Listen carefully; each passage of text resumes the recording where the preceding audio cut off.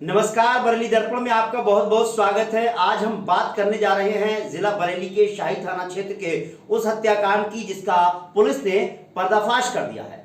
आपको याद होगा, पिछले दिनों शाही थाना क्षेत्र में बाइक सवार पति पत्नी में पत्नी की हत्या हो गई थी और पति ने आरोप लगाया था कि लूट के इरादे से उसकी पत्नी की हत्या की गई है और आज उस हत्याकांड का खुलासा हो चुका है। पुलिस गिरफ्त में नजर आ रहे हैं। ये वो शातिर अपराधी हैं जिन्होंने वारदात को अंजाम दिया था। खास बात यह है कि वारदात को अंजाम देने वालों में खुद महिला का पति भी शामिल है, जिसने पूरी कहानी रची थी लूट की, लेकिन अब असलियत से पर्दा उठ चुका है।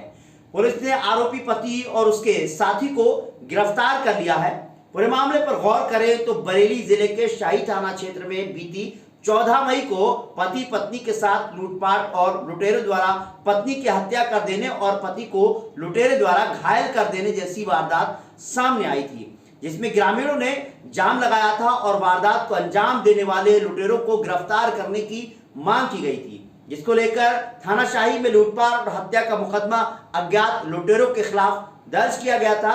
लेकिन पुलिस की विवेचना में कुछ और ही मामला निकलकर सामने आया। दरअसल पत्नी रील बनाती थी और अपने बहनोई से फोन पर बात करती थी, जिसको लेकर उसका पति विरोध करता था। इसी को लेकर उसने अपनी गर्भवती पत्नी की हत्या कर दी और अपने दोस्त के साथ मिलकर लुटेरों द्वारा लूटपाट करने और विरोध करने पर पत्नी की हत्या कर देने का ड्रामा रचा था। बीती 14 मई को हुई सरेराह लूटपाट और विरोध करने पर महिला की हत्या का मामला सामने आने के बाद पुलिस महकमे में हड़कंप मच गया था।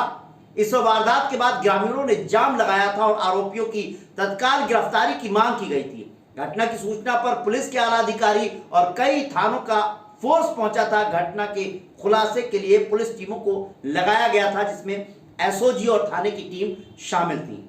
थाना शाही क्षेत्र के वीरपुर बकैनिया निवासी राजकुमार पुत्र मदन लाल की शादी मई 2023 में मलशा खेड़ा की हेमलता पुत्री हरीश कुमार से हुई थी। हेमलता को मोबाइल पर रील बनाने का शौक था और राजकुमार इसका विरोध करता था। इसको लेकर कई बार पति पत्नी में झगड़ा भी हुआ था। हेमलता अपने बहनोई से फोन पर बात करती थी और राजकुमार शक किया करता था। राजकुमार ने गुस्से में आकर अपना मोबाइल तोड़ दिया था और हेमलता का मोबाइल ले लिया और उसमें अपना सिम डालकर चलाने लगा। उसकी पत्नी से लगातार झगड़ा होता रहता था। उसकी पत्नी नाराज होकर कई बार महीनों तक अपने मायके में रही। इसी दौरान उसे पता चला कि उसकी पत्नी गर्भवती है, तो वो अंदर ही अंदर कुढ़ने लगा और सोचने लगा कि शायद ये बच्चा मेरा नहीं है। गांव में ही उसका एक करीबी दोस्त राम बहादुर पुत्र मिहिलाल था। उसने अपने दोस्त को सारी बात बताई तो उसके दोस्त ने कहा कि सतर्क रहने की जरूरत है। तब भी उसने अपनी पत्नी के साथ मारपीट की थी, मगर किसी तरह जब ससुराल तक बात पहुंची तो उसकी सास ने आकर उसे डांटा था और कहा कि उसकी बेटी को सही से रखो। तब उसने अपनी पत्नी को जान से मार देने की योजना बनाई। अपनी पत्नी से सही ढंग से बात करने लगा, ऐसा जताने लगा जैसे वो उससे बहुत प्यार करता है। धीरे धीरे करके उसने कुछ पैसे इकट्ठे किए और एक तमंचा और 2 कारतूस खरीद लिए। 14 मई को वो अपनी पत्नी को घुमाने के बहाने से ससुराल और उसकी मौसी के घर ले गया। उसने इतना वक्त लगा दिया कि लौटते वक्त शाम हो जाए। जब थोड़ा अंधेरा हो गया तो वो ससुराल से वापस आया।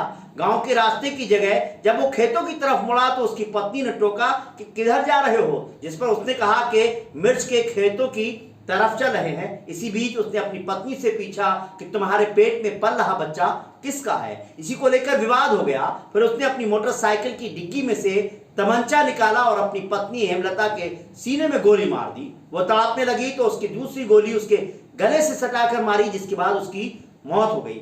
उसने सोचा मैं फंस जाऊंगा, तो उसने अपने दोस्त राम बहादुर को बुलाया। राम बहादुर ने घटना को इस तरह से कर दिया कि लगे कि लुटेरों ने घटना को अंजाम दिया है।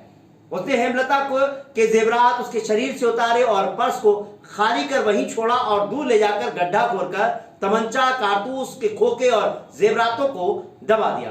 राजकुमार ने गांव में यह खबर फैला दी कि उसकी पत्नी हेमलता की लुटेरों ने हत्या कर दी। इसके बाद यह खबर आग की तरह फैल गई। ग्रामीणों ने विरोध किया। तत्काल घटना को अंजाम देने वाले बदमाशों की गिरफ्तारी की मांग की गई। राजकुमार इस घटना में घायल नहीं हुआ था, जिसकी वजह से शक गहरा रहा था कि इस घटना को फर्जी बनाया गया है। राजकुमार और राम बहादुर दोनों गिरफ्तार होने के डर से दिल्ली भागने वाले थे। तभी पुलिस ने दोनों आरोपियों को दिल्ली भागने से पहले गिरफ्तार कर लिया। वहीं पुलिस ने इस घटना का खुलासा कर दिया। दोनों आरोपियों को गिरफ्तार कर उनके खिलाफ थाना शाही में धारा 302, 120B और 3/5 आर्म्स एक्ट के तहत मुकदमा लिखकर जेल भेज दिया गया है। फिलहाल इस पेशकश में बस इतना ही। हमें इजाजत दीजिए। नमस्कार।